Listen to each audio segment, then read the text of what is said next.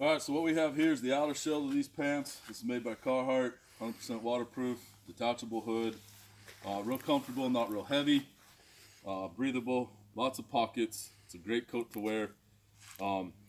These roll up tight, and that's kind of a key too when you're packing to go up rivers. You want things tight, you want them stuffable, so you don't have to be real fancy.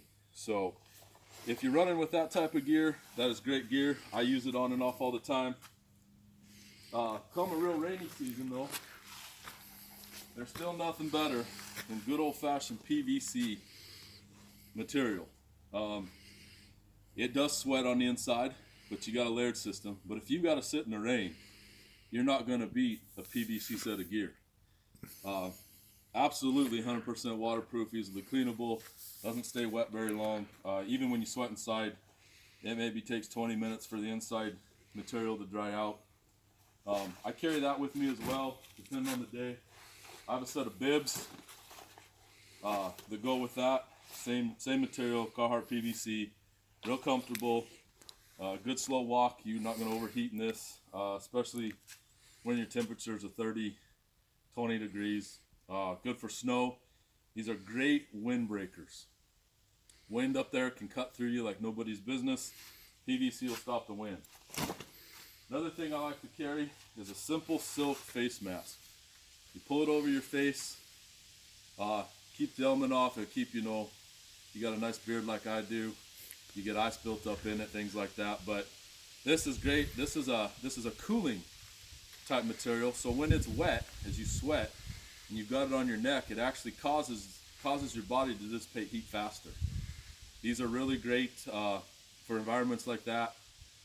You can be sitting, just whip it up on your nose. You're not going to get cold. Very breathable. You can breathe right through it. It's really, really a good thing. I was glad I got this, especially for packing. And if need be, you can dip this in a river, wring it out, throw it over the back of your neck. It'll really help cool you down when you're hot. Another thing that you want to bring with you, maybe more than one glove if you got two hands. That's always a necessity for some people. I pretty particular about gloves having one hand. I like a fleece top glove and I like a leather bottom glove. Any glove that you're comfortable with is obviously the glove you want to bring. A completely waterproof glove is okay in some situations, and if you know you're going to spend a lot of time fishing at night, that might be something to think. The water up there averages about 40 to 45 degrees. It's flowing out of an upland glacier. It's beautiful water, it's pure water, absolutely drinkable. But when you're out on the tundra hunting, you want something that's going to keep you warm, but something that has good functionality underneath. So when you are dealing with knives and things, and if you do wear gloves doing that, you can cut with it. And when leather gets wet, it's great traction. It'll hold on to just about anything. So make sure you bring good gloves with you. A couple other gear items that we'll look at here that are not for wearing, or probably we'll get into the packs. And I've got quite a few packs in my collection over the years. My favorite pack right now, this is a fully adjustable quartering pack. You'll need a frame pack. We're not allowed to bone meat out in the field. Alaska state law for Unit 26B in the North Slope states that everything has to come out in quarters. So that's neck, ribs, back, the four quarters, brisket, all of it's got to come out. What's beautiful about this is this does extend up and down. This is always attached but folds up, and then it has a detachable day pack on it, so you can go right back into a regular backpack that has a rain flap, and this backpack has straps of its own and it'll attach right to that frame pack. So you can go out with your day pack and your frame pack, and then you can always leave this behind, wrap it up in the rain fly, carry your quarters out, just go back and grab your day pack. I'd say this is probably my favorite pack right now. Some packs I've used in the past, just a simple day pack out along with the frame pack. You kind of got to figure out how to attach it yourself. These work great for short runs, nothing big. They'll fit spotting scopes, binoculars. They got lots of pockets. I like the PVC material on these because it is 100% waterproof. They are seam sealed. This is a great all-around day pack, short pack, things like that. Not too big. You don't want to get overweighted with some of the gear you take out with you. And then very old school frame pack that I carried around for years is this one. You'll notice there's nothing fancy about it. You do want to make sure you got a shelf when you're carrying quarters. It definitely helps seat it. And then you'll notice there's some 550 paracord on this. The key to packing out Caribou and anything else in a quarter is to make it immobile. You want it as tight to your body as you can get. You don't want things jostling around. So this simple frame pack works just as well as any of them. It's a great pack. It's not big, it's light. And then we have a fairly more complicated pack. This has a permanentized shelf that's fully adjustable. It has, you can fold it up and lock it.